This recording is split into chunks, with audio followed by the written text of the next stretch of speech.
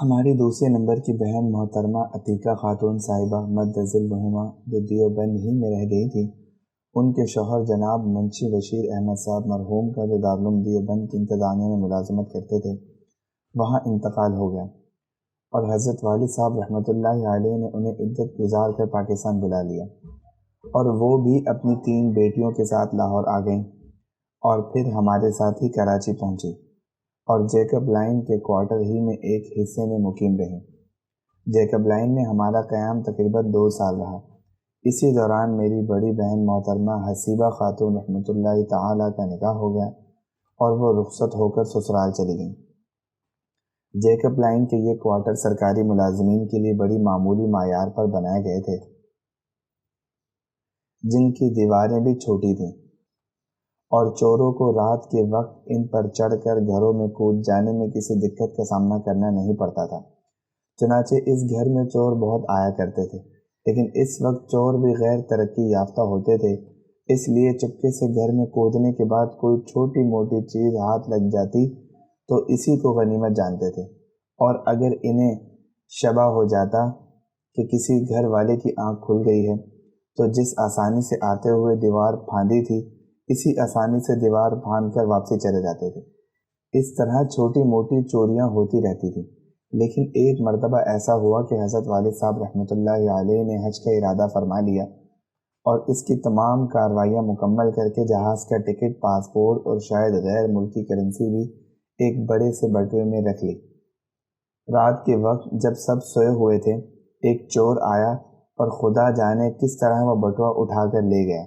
جس میں حج کا سارا سامان موجود تھا۔ حضرت والد صاحب رحمۃ اللہ علیہ صبح کو اٹھے تو یہ سارا سامان غائب تھا، نہ پیسے تھے، نہ ٹکٹ، نہ پاسپورٹ، اور جہاز کی روانگی اتنی قریب تھی کہ اگر کسی طرح پیسوں کا انتظام ہو بھی جاتا تو سرکاری کارروائیوں کا وقت نہ تھا۔ اس لیے حضرت والد صاحب رحمۃ اللہ علیہ اس سال ساری تیاریوں کے باوجود حج کو نہ جا سکے۔ حضرت مولانا احتشام الحق صاحب رحمۃ اللہ علیہ کو اللہ تعالیٰ نے ظرافت بھی خوب عطا فرمائی تھی۔ جب انہیں حضرت والد صاحب رحمۃ اللہ علیہ نے یہ واقعہ بتایا تو انہوں نے کہا، حضرت اب تو وہ چور ہی حج کرے گا۔ اس قسم کے موقع پر ہم نے حضرت والد صاحب رحمۃ اللہ علیہ کے تقدیر پر راضی رہنے کے جس وصف کا ہمیشہ مشاہدہ کیا، وہ کم دیکھنے میں آتا ہے۔ ہماری وہ بہن جو اپنے شوہر کی وفات کے بعد اپنی 3 بیٹیوں کے ساتھ پاکستان آئی تھیں، ان کی آمد کے بعد جیکب لائن کا مکان تنگ پڑ گیا تھا اور حضرت والد صاحب رحمۃ اللہ علیہ نے بنس روڈ کے قریب کیمبل اسٹریٹ پر ایک بلڈنگ میں جو اقبال منزل کے نام سے مشہور تھی، ایک وسیع فلیٹ کرائے پر لے لیا اور ہم وہاں منتقل ہو گئے اور 5 سال یعنی 1951 سے لے کر 1956 تک وہاں مقیم رہے۔ یہ 5 سال کئی حیثیتوں سے بڑے مبارک ثابت ہوئے اور اسی دوران کراچی میں ہمارا قیام مستحکم ہوا۔ بچپن میں پہلا سفر حج۔ یہاں منتقل ہونے کے بعد ایک نعمت تو یہ حاصل ہوئی کہ حضرت والد صاحب رحمۃ اللہ علیہ نے حج کا ارادہ فرمایا۔ اس سے پہلے سال جیکب لائن کے قیام کے دوران بھی انہوں نے حج کی تمام تیاریاں مکمل کر لی تھیں، لیکن پیچھے لکھ چکا ہوں کہ حج کے پاسپورٹ اور ٹکٹ وغیرہ کی چوری کی وجہ سے حضرت والد صاحب رحمۃ اللہ علیہ حج کو نہ جا سکے تھے۔ اس سال انہوں نے دوبارہ ارادہ فرمایا۔ اس وقت میری والدہ صاحبہ رحمۃ اللہ علیہما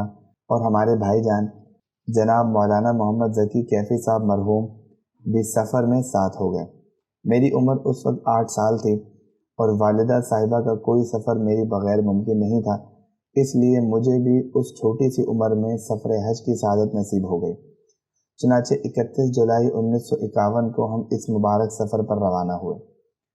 حکیم الامت حضرت مولانا اشرف علی صاحب تھانوی رحمۃ اللہ علیہ کی ایک مجاز صحبت الحاج ظفر احمد صاحب تھانوی رحمۃ اللہ علیہ اس وقت پان اسلامک اسٹیم شپ کمپنی میں انجینئر تھے۔ اسی کمپنی کا ایک پانی کا جہاز سفینہ عرب کہلاتا تھا، جو حج کے موسم میں حاجیوں کو لے جایا کرتا تھا۔ اسی جہاز کے اوپر والے عرصے پر انہوں نے ایک وسیع کیبن بک کرایا تھا، جس کے ایک حصے میں وہ اپنی اہلیہ محترمہ اور اپنے ایک صاحبزادے مشرف علی صاحب اور ایک صاحبزادی کے ساتھ مقیم تھے، اور دوسرے حصے میں حضرت والد صاحب رحمۃ اللہ علیہ کے ساتھ ہم رہتے تھے۔ اس عمر میں سفر حج کے تقدس کا کچھ احساس تو مجھے بھی ہو چلا تھا۔